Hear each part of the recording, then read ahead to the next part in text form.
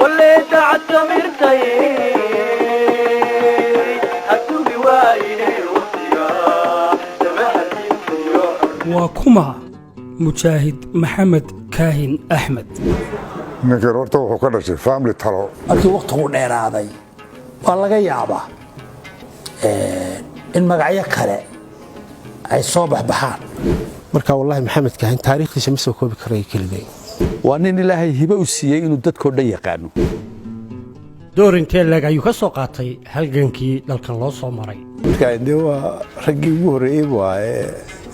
markii aynu halgankii aysan bilownay labadii sarkaal ee ugu badsaday goobtii dagaalka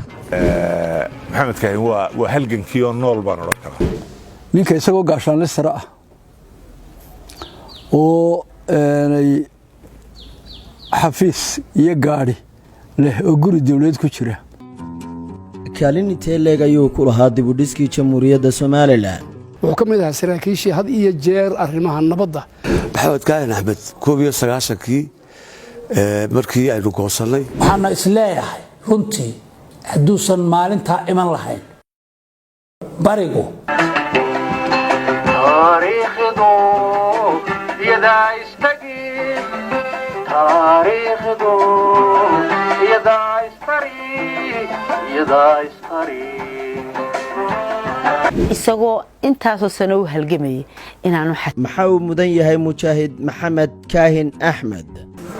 waxaa nimanka la tijaabinaya dee maaha nin kasta oo hunguri siyaasiya lahaa wakhtigiisa arrimaha dimuqraadiyadda xisbiga hadday noqotana maanta muddadu u soo sabray iyo hadday siyaaratiga noqoto maanta hogaaminta xisbiga maxamed kaahin anigu waxaan leeyahay ummadda